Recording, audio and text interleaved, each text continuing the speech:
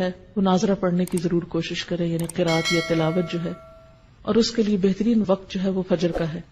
اگر آپ صبح کے وقت اٹھتے ہیں تو سحری کے وقت میں 2 اہم کام کر سکتے ہیں۔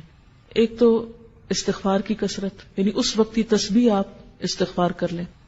آپ اگر اس وقت مزید نفل پڑھنے کا وقت نہیں ہے، سحری لگا رہے ہیں، کام کر رہے ہیں، گھر والوں کو جگا رہے ہیں اور کچھ نہ کچھ کام آپ کے ذمہ ہے، تو چلتے پھرتے استغفار کو لازم کر لیں، کیونکہ تیسرے پارے میں آپ نے پڑھا تھا سحری کے وقت وہ استغفار کرتے ہیں، تو اس وقت آپ کثرت سے استغفار کریں۔ دوسری بات، وہ جو سورۃ آل عمران کا آخری رکوع حضور صلی اللہ علیہ وسلم سویرے اٹھ کے وضو سے پہلے پڑھتے تھے، کوشش کریں کہ اسی طرح پڑھ سکے۔ اگر زبانی یاد کر لیں تو بہت اچھا ہے، اگر نہیں بھی تو کہیں پر لکھ کر لگا دیں اور اس کو پڑھیں، کیونکہ یہ سنت پر عمل ہو جائے گا۔ اب ہوتا کیا کہ عام طور پر خواتین کیا کرتی ہیں، آپ نے سحری کی، مرد حضرات تو چلے گئے مسجد، آپ پیچھے سے کچن صاف کرنا شروع کر دیتے ہیں۔ کچن ہو جائے گا صاف، ہٹ جائیے وہاں سے، آئیے مسواک بہت اچھی طرح کیجیے اور اچھی طرح وضو کیجیے اور طویل فجر کی نماز پڑھیے، کیونکہ نبی صلی اللہ علیہ وسلم فجر کی نماز ساری نمازوں میں لمبی پڑھتے تھے۔ افسوس یہ کہ ہمیں قرآن کا اتنا حصہ یاد نہیں، لیکن جو بھی لمبی سے لمبی صورت یاد ہے اس کو اس میں پڑھنے کی کوشش کریں۔ دوسری چیز جو اس سے پہلے کرنے کی ہے وہ تلاوت قرآن ہے۔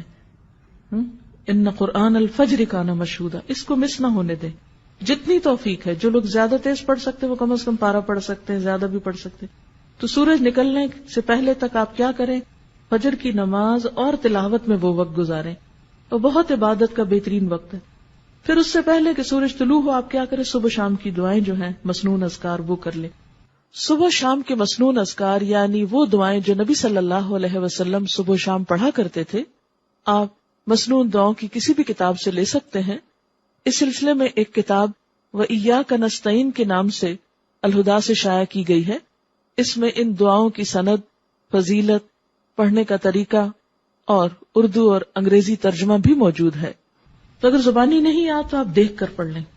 پھر کیا ہے کہ سورج نکل آیا، اگر اس وقت آپ تھوڑا سا اور انتظار کر لیں یہ ذکر اذکار کر کے، تو 2 نفل جو ہیں وہ پڑھ کے پھر آپ اٹھے۔ لیکن اگر بیچ میں آپ کو بچوں کو اسکول بھیجنا ہے یا کوئی اور کام کرنا ہے تو آپ وہ کام کر سکتے ہیں، کر کے آ کے 2 نفل ضرور پڑھ لیں، کیونکہ وہ جو 2 نفل ہیں وہ دن بھر کے لیے کافی ہیں۔ آپ کو اللہ تعالیٰ بہت سے آپ کے کام اپنے ذمے لے لے گا۔ اس کے بعد پھر تھوڑی سی ہلکی سی دعا کر کے پھر آپ کچن میں چلے جائیں۔ اب آپ دیکھیں گے، اب آپ جو کچن میں جائیں گے برکت بھی ہوگی، راحت ہوگی، دل کی عجیب خوشی ہوگی۔ لیکن جب ہم دنیا کے کاموں کو ترجیح دیتے ہیں اور عبادات کو پس پش ڈالتے ہیں، پہلے وہ پکانے کھانے میں لگے رہے، پھر سنبھالنے میں لگے رہے، پھر جب نماز کو وہ سورج نکلنے والا ہو گیا جلدی جلدی نماز پڑھی، اس نماز میں کوئی لذت نہیں۔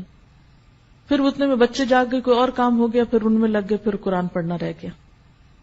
کیونکہ مجھے معلوم ہے کہ اس وقت اپنے آپ کو کاموں میں سے، کیونکہ انسان کہتا ہے یہ تھوڑا سا جلدی سے سمیٹ لو بس پھر میں فارغ ادھر سے ہو جائیں گے، چھوڑیے اس کو، پہلے ادھر سے فارغ ہوئیے۔